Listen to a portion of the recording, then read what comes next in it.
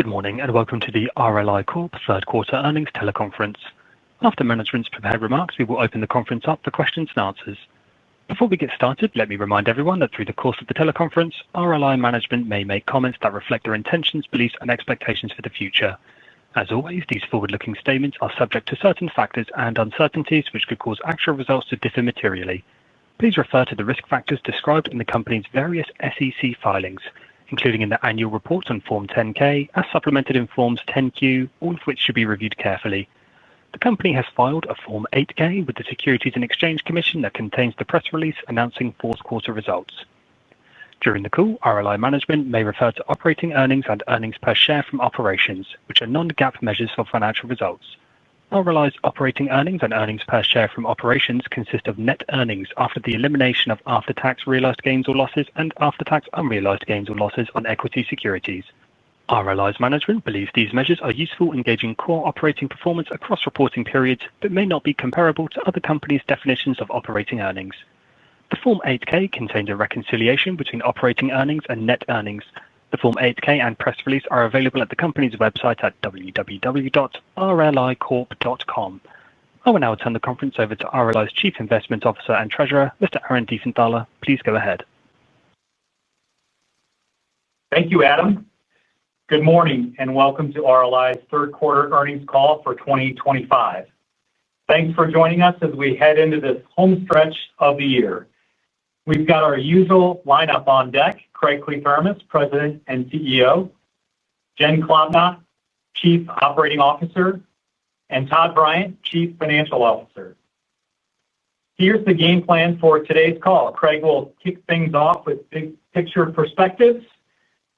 Todd will run down our financial results, and Jen will follow with commentary on market dynamics and our product portfolio.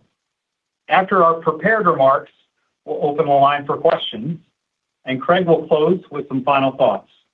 With that, let's get started. Craig? Thank you, Aaron, and good morning, everyone. We appreciate all that are participating in the call and look forward to your questions once Todd and Jen have had an opportunity to give you an overview of our results. We are pleased with our third quarter results, which include an 85 combined ratio with underwriting profitability across all segments. Book value per share has grown 26% year to date, inclusive of dividends, on an 84 combined ratio and double-digit growth in net investment income, resulting in a 20% plus return on equity. The top line continues to be relatively flat, largely due to changing conditions in the commercial property catastrophe market over the last several years and the significant softening that is now occurring. While this presents a headwind to current growth, we look at it as a reflection of our willingness to grow when the market is in our favor and dedication to our hallmark discipline in softening markets. We still have good underlying growth within most of our very diversified niche product portfolio, despite the reset in the property catastrophe market. A significant amount of that growth is being driven by rate increases in our casualty businesses. The industry continues to face a complex environment marked by increased market volatility, political uncertainty, alternative and inexperienced capital providers entering new spaces, and persistent legal system abuse. However, disruption creates opportunities for those with a steady hand and a deep expertise to navigate a rapidly evolving landscape. Vigilance, underwriting discipline, and adaptability are critical to long-term success. At RLI, we value being a stable market to our customers and consistency of financial results over taking outsized tail risks. We also know we must keep investing in the best information placed at the fingertips of our expert underwriters and claims specialists at the time of decision-making to continue to outperform. This is ingrained in our unique ownership culture, and it is what we will continue to focus on as we have for the last 60 years. With that, I'll turn it over to Todd, who will provide some detail on our financial results. Thanks, Craig. Good morning, everyone. Yesterday, we reported third quarter operating earnings of $0.83 per share, supported by solid underwriting performance and a 12% increase in investment income. As a final reminder, Per share data reflects a 2-for-1 stock split that was due to shareholders at the end of 2024 and distributed in January. Underwriting income benefited from continued growth in earned premium, and positive results on the current accident year were complemented by favorable development on prior year's reserves across all three segments. Our total combined ratio was 85.1, down from 89.6 last year. The improvement is largely reflective of the benign hurricane season experienced thus far in 2025. Like last quarter, on an overall basis, our top line was flat compared to the prior year, but our casualty segment continued to grow nicely from both rate and exposure in areas our underwriters see profitable opportunities. Property was challenged given increased competition and rate pressure on catastrophe-exposed business, but returns on this business remained strong. On a GAAP basis, third quarter net earnings totaled $1.35 per share versus $1.03 per share in Q3 2024. Underwriting and investment income, as well as realized and unrealized returns on the equity portfolio, all outpaced amounts posted from the same period last year. Turning to segment performance, property experienced an 11% decline in gross premiums, which was influenced by rate and exposure declines in E&S property. In other parts of the property segment, marine was flat for the quarter, but up 4% for the year, and Hawaii homeowners continued to deliver growth, up 33% in the quarter and 35% year to date. Jim will provide additional detail on sub-segment market conditions shortly. Property's bottom line benefited from an absence of hurricane losses and $5 million in favorable prior year's reserve development, primarily on marine. On a comparative basis, Q3 2024 included $37 million of storm and catastrophe losses. These losses were partially offset by $8 million in reduction to prior year's reserves, inclusive of catastrophe-related amounts.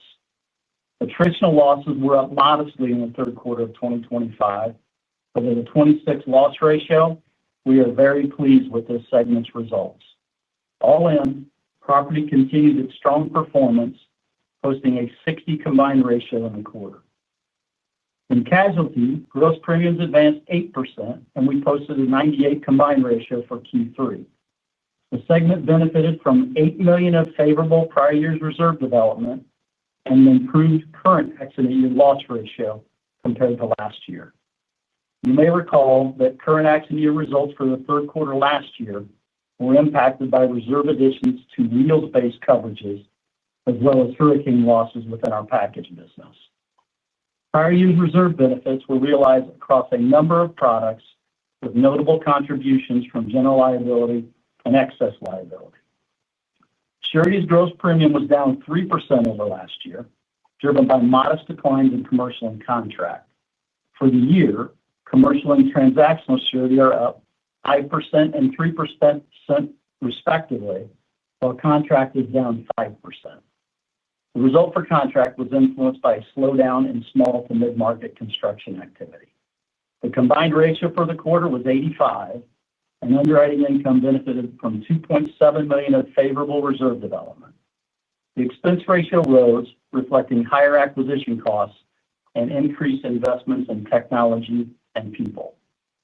On the asset side of the balance sheet, our investment portfolio performed nicely as stocks and bonds rallied in the quarter, offering a 3% total return and a solid contribution to comprehensive earnings. Operating cash flow of $179 million and select sales of fixed income assets over the last 3 months facilitated purchase activity with average yields of 4.8%, a 70 basis point advantage to our portfolio's current book yield. Beyond our traditional invested assets, investee earnings totaled $1.5 million in the quarter.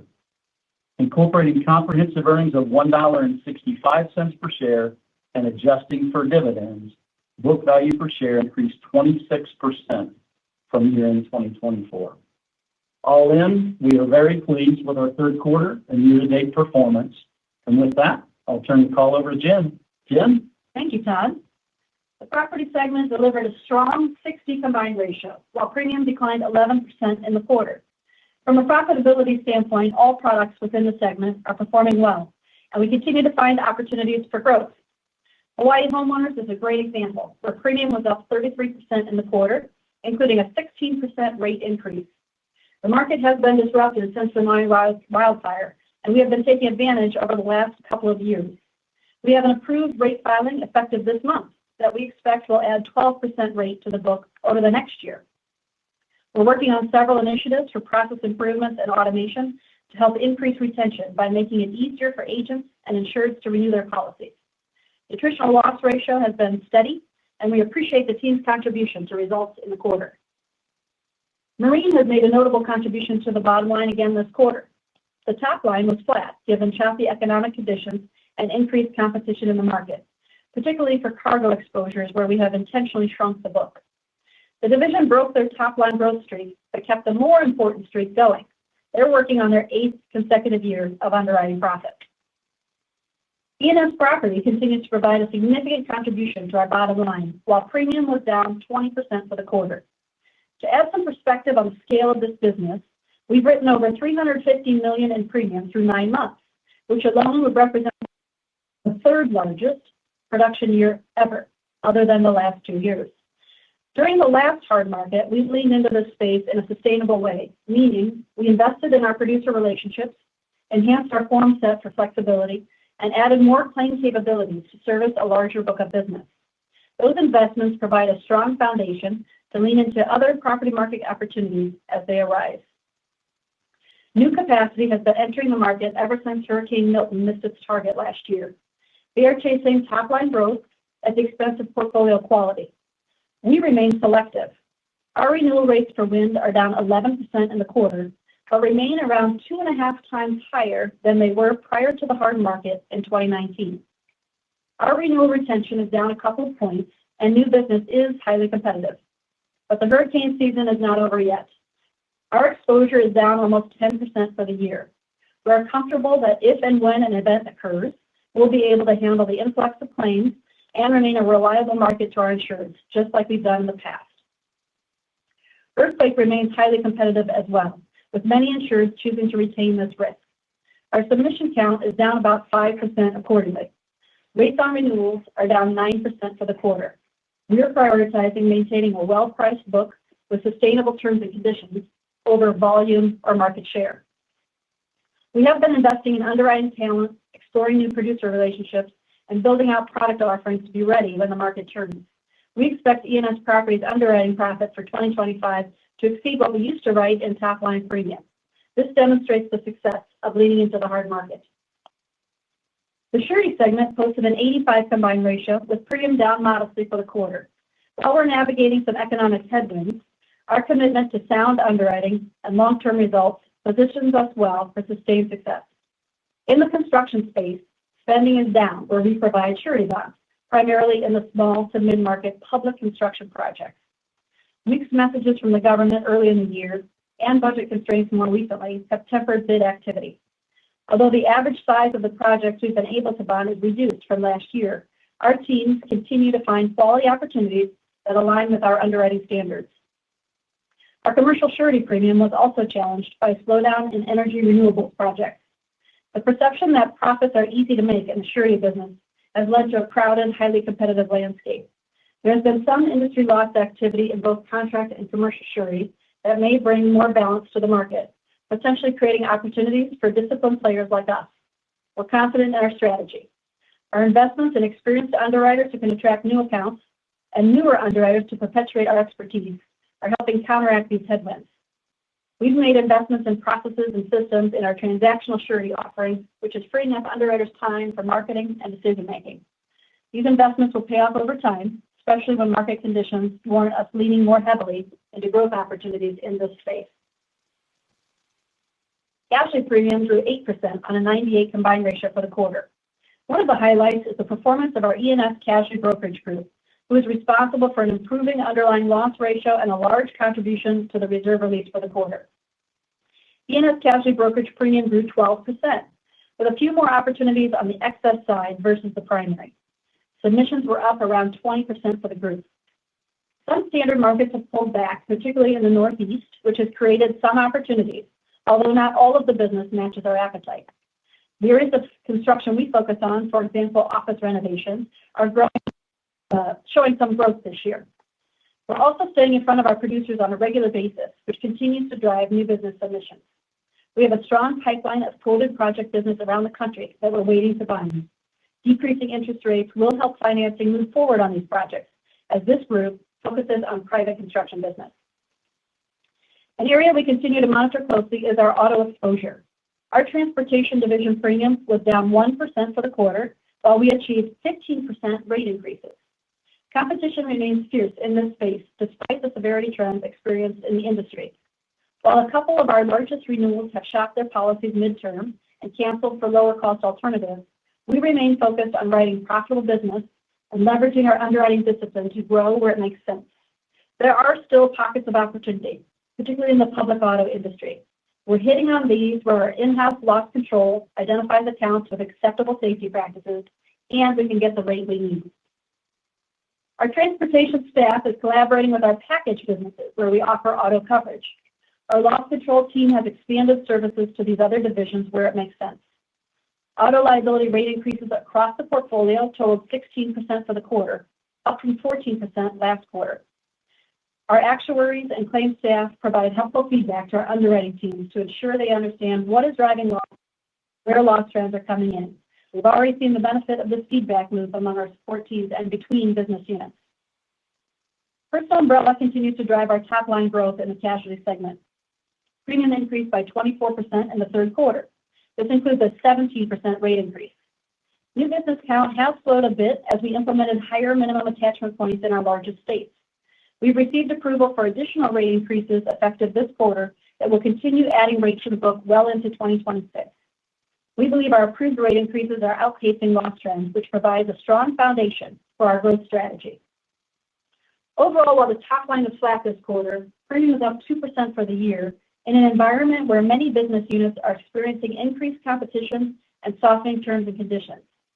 Taking a longer view, we have doubled our premium in the last 5 years while significantly increasing our capabilities. We have invested in systematic ways to gather customer feedback, translating into meaningful business improvements from simplifying online applications to expanding partnerships across business units and introducing new products. We grow new offerings slowly to ensure we have the coverages needed at an accurate rate with processes that will support the producers and insurers who select us. Some examples of new coverages include a moving and storage-focused transportation division, auto physical damage coverage in marine, and admitted storage tank coverage as part of our environmental liability offerings. These small products add to the diversity of our portfolio and will provide more opportunities to grow as market conditions change over time. We have also invested heavily in continuously improving the products and services we offer, as well as the processes that support them. Sometimes that means simplifying how we work. Other times it means embracing automation. Currently, we are focused on identifying and implementing generative artificial intelligence where it adds value. Our creative employee owners have already introduced many tools that are reducing the time it takes to serve our business. We have armed our underwriters and claims staff with better information to support their decisions, and we're just getting started. Finally, we've invested in our community of employee owners, producers, and other business partners by increasing training for our staff and investing in the partnerships we've formed so we can be a stable carrier in all phases of the market cycle. These investments may not show up in a single quarter's results, but we believe they will translate to long-term profitable growth over time. We look forward to continuing to invest in the long term as we strive to achieve our 30th consecutive year of underwriting profit. And now I'll turn the call over to the moderator to open it up for questions. Thank you. If you'd like to ask a question on today's call, please press star followed by 1 on your telephone keypad now to enter the queue. When preparing to ask your question, please ensure you are unmuted locally. And our first question comes from Michael Phillips from Oppenheimer. Michael, please go ahead. Your line is open. Yeah, thank you. Well, good morning. You've talked about recently how you've raised your attachment points in the personal umbrella book. I think recently in California and maybe more recently in Florida, clearly 2 of your biggest states there. Can you talk, I guess, about what you've seen that has done to your margins in that personal umbrella book?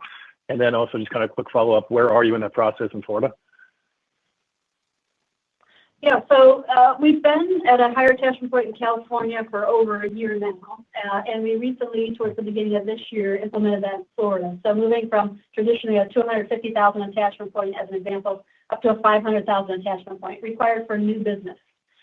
We added in September 7 additional states where it's just our larger states that we're seeing, again, a little more frequency as those claims start to breach more often the $250,000 level. So moving up to the 500,000 level, we think that will help from a frequency standpoint to some extent. Now, some of those changes, as you can tell, are fairly new, so it's pretty early in the book. But in working with our underlying carriers, we are taking advantage already of seeing better talent in the underlying claim staff that are handling those claims as they have more money in the game. And we are seeing that overall, our loss trends are improving on the book from this change as well as the other things that we've implemented over the last 12 to 24 months.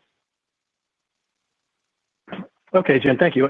Sticking with personal umbrella for a second, I think you said a 17% rate increase there this quarter. I hope I heard that right, which seems like a bit of an inflection from the last couple quarters. Is that just a function of states where you've taken them, or I think last quarter you said 9, so it's a pretty big change there. So kind of what's driving that? It is. So how that works is, we have to file in all 50 states. And so in any individual quarter can be influenced by a particular state coming online. For example, our Florida rate change was really effective this quarter, and it was substantial. And so that influenced that tick up in the rate change. Whereas last quarter, we didn't have too much notable going in. So it was just kind of earning in from previous rate filings. Okay, yeah, perfect, thanks. And then lastly, Jen, sticking with your comments, right before you started talking in the casualty about the auto exposure, you made a comment about some standard markets are pulling back. I think you said particularly the Northeast. It wasn't clear what you were talking about there. Can you clarify that? Sure. There are some admitted markets in the Northeast that were covering more artisan contractors, and that's not really a target for us on the primary side, but on the excess side of our E&S casualty group, we do offer that coverage, and so some of those insureds meet our risk appetite, some don't. So we do see more submissions coming in and are hitting on some, and that's a positive trend in our book. Okay, thank you. Thanks for your answers. The next question comes from Mark Hughes at Truist. Mark, please go ahead. Your line is open. Yeah, thank you very much. Good morning. Good morning. The expense ratio, I think you talked about technology and some additional personnel expenses. Where should that head from here? Is this a good level for that surety expense ratio, or will it perhaps taper off in coming quarters? Mark, it's Todd. I think we'll see as we continue to invest from that standpoint. And we talked last quarter, Jen mentioned kind of the digital side, the customer relationship management, all of those things. I mean, that has continued, and we're continuing to invest there. So I mean, you're right, it's up a decent amount. There's a little bit of pressure on commissions, I would say. Not a lot, but some. But that overwhelming influence in the quarter and really year to date is from those investments in technology and people. The other thing to kind of take a look at, I think if you look on a relative basis to written premium, you're going to see it look a little higher on a written basis in the quarter than on a year-to-date basis. But some of that is how the reinsurance sees there. But we're going to continue to invest there. Understood. How would you describe the property market now? It's obviously been in a state of flux, a lot more capacity coming in as we're getting near the end of storm season, and it looks pretty clear. Is there risk of a kind of another step function in terms of competition, or perhaps on the other hand, has it stabilized? How would you characterize it kind of in the near term here? Yeah, this is Jen. I would say during the season, a lot of times, whatever strategy people start with, they kind of stick with. But as the season progresses, we get towards the end where it appears to be quiet, even though there's some talk of some interesting waves out there right now. there are people who are continuing to soften the market conditions. And we're seeing everything from admitted markets stepping up in the Midwest, where the issues from the derecho several years ago have faded, and so they're coming back into the market a little bit, to MGAs and other programs that are affecting the coastal states, where they're decreasing rates and deductibles and expanding terms and conditions, to in our California market, where you've got markets that are just adding in, if they're writing a fire policy, they might just throw it because that'll help them keep the policy. So we've seen that behavior as well. So there's tough market conditions out there. The key for us is that even in the hardest market, we stayed open for business, for new business from our producers the whole time. We worked with them to try to develop solutions when they couldn't find capacity. And that has really trickled into the current state, where those producers appreciate what we've done, and they continue to help us find new business and to give us a last look on our renewals. And so that is helpful. I think, we will continue to look for getting adequate rate and sufficient terms and conditions that we'll understand what the claim will be if that claim happens. And so that's where we're focused on, is maintaining terms and conditions that we're comfortable with. So the market could continue to slide, which would pressure our book, but we're seeing a lot of opportunities around the country on individual accounts that we can take advantage of, and we'll continue to do that. It's a fight out there, but we're up for it. Mark, this is Craig. I would just add one thing. Obviously, a lot of reinsurance renewals are 1/1, and depending on what happens in the reinsurance market, will have a big influence on how competitive the market gets. Understood. Thank you very much.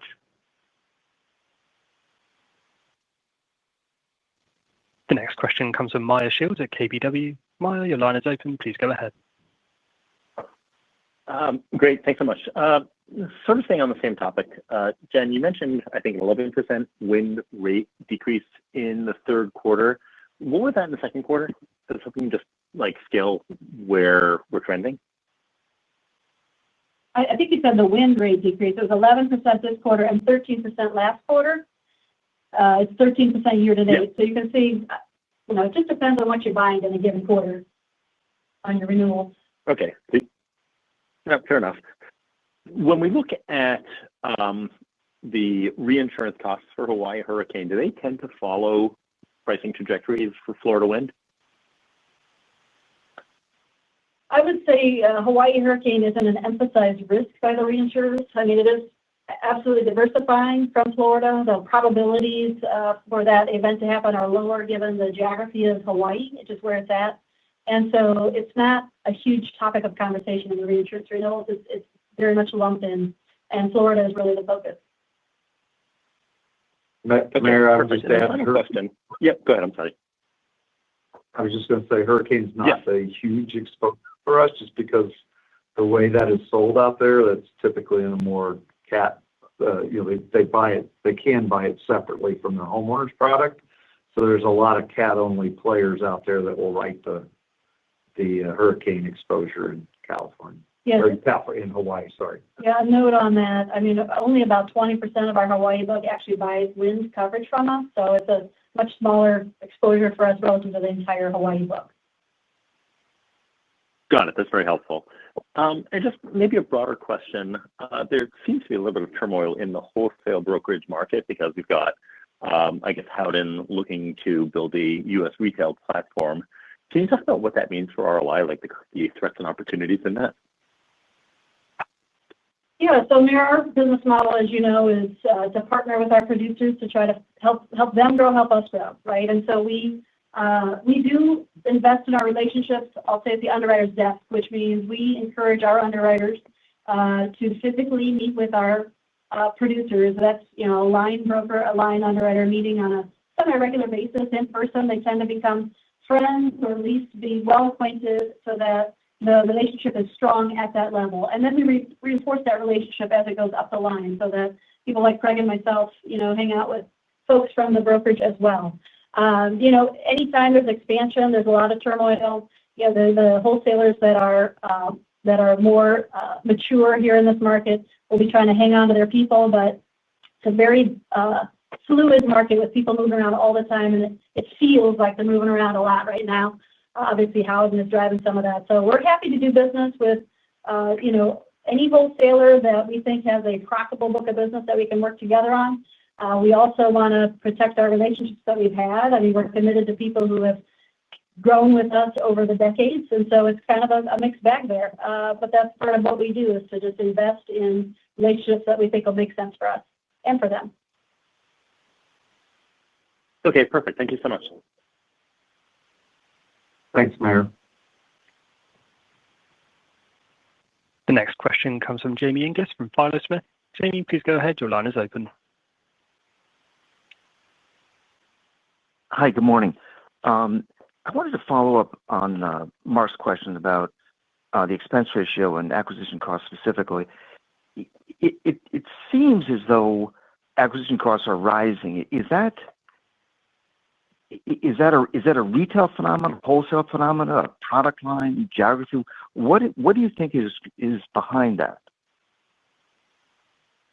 There's a number of things, really. I mean, I think if you think of some of the smaller risks that we write, you think in terms of transactional surety, really from a premium standpoint, personal umbrella, there's pressure there, certainly.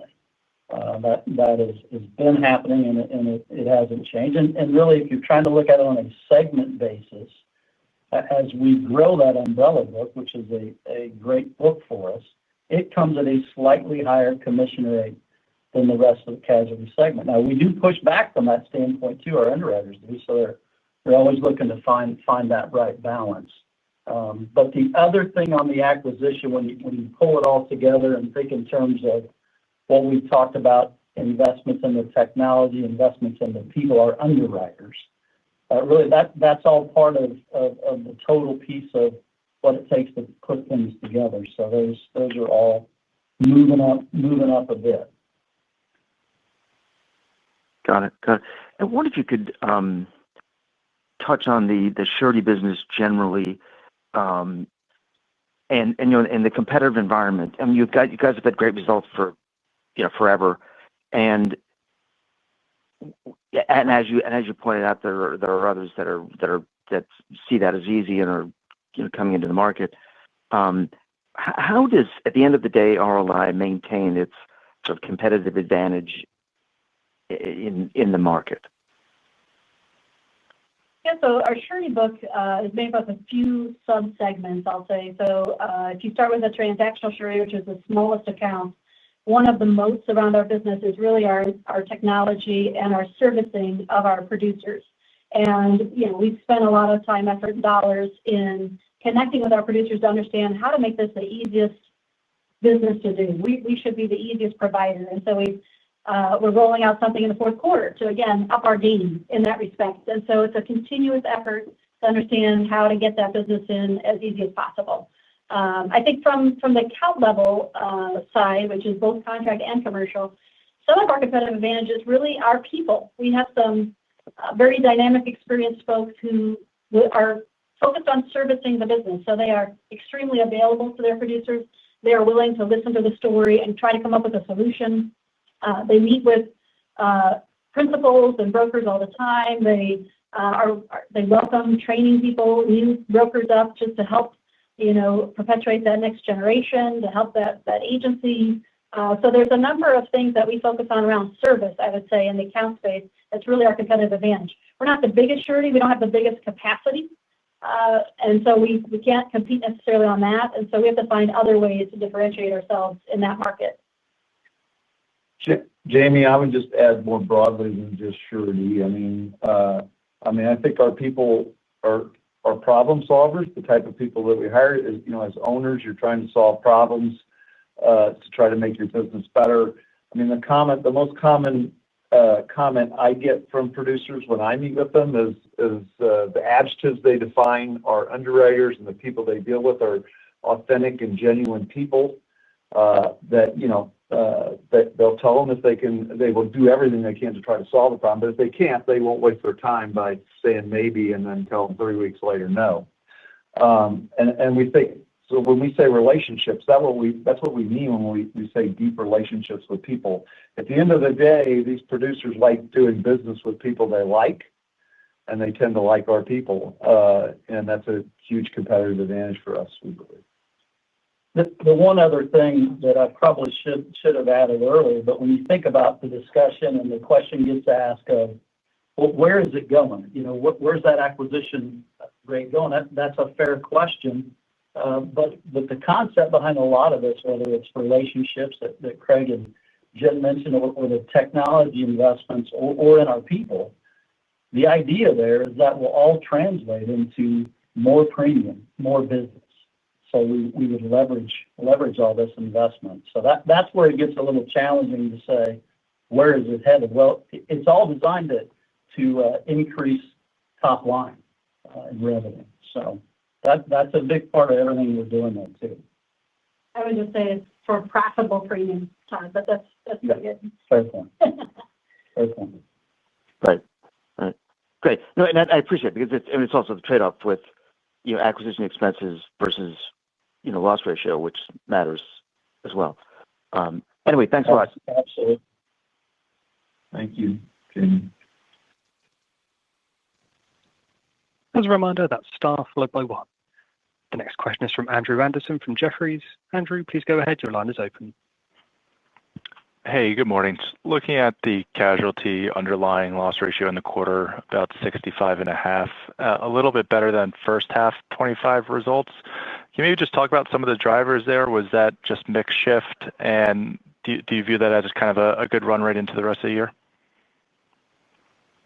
Yeah, this is Todd. As you look and compare to last year, I think I mentioned it in my opener, a lot of it's had influence on the current accident year last year, where we added to wheels-based exposures. You do have a little bit of a benefit this year. When we look at the current accident year, the actuaries do, if they make any changes, they're going to look all the way back to the beginning of the year. We had a little bit of benefit of some of the property coverage in that package business, but that's pretty small. That has a minor influence on the current accident loss ratio. It's really more of a story of last year and the adverse that we added on wheels-based coverages. Gotcha. And maybe sticking with the transportation, I think to end 24, you were growing quite a bit in this line, and then the second quarter, you've started to cut some exposures and continuing into the third quarter. Kind of where are we in I don't know if it's a re-underwriting of this book or maybe just being diligent around rate and exposure units? Yeah, this is Jen. I would say it is more about being diligent, but the other factor is that some of those larger accounts that we wrote last year have canceled midterm. Those are high 6 to 7 digit accounts where budgets are tight for transportation companies, and so they shop their business, and if they found a cheaper quote, sometimes they would move their policy, so we've had some cancellations. That's been a bigger factor for us this year. But I'd say, we're constantly looking at risk selection because you can't address the severity entirely with rate, and so we recognize that the real key to our operation is that loss control unit that's evaluating, is this a safe account, and are they doing the right things to do whatever they can to make, as few accidents and safe practices as possible. So that feedback loop there is the most important thing in our book. Thank you.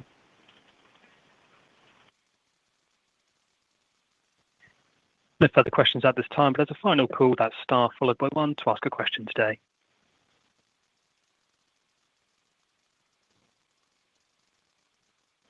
We have no further questions, so I'll hand the call back to the team for any closing comments. Well, thank you all for your interest in our company and your questions today. At RLI, we have a strong balance sheet with very diversified product and investment portfolios. This offers security to our customers, flexibility and opportunity to our product managers, and consistent profitability and growth in book value to our shareholders. It isn't easy being different and having the fortitude to do the right thing when the discipline escapes others. But we are different at RLI. We are owners, and we will continue to make the decisions that are in the long-term best interests of our customers and our shareholders that allow us agility to respond in challenging and opportunistic markets. If our unique culture and vision resonates with you, we're a great home for owners who share our values. Being different is what we do best, and being different has delivered again for all of our key stakeholders. In close, I want to thank our employee owners for their hard work again, delivering the differences that work. See you all next quarter. Ladies and gentlemen, if you wish to access the replay for this call, you may do so on the RLI homepage at www.rlicorp.com. This concludes our conference for today. Thank you all for participating and have a nice day. All parties may now disconnect.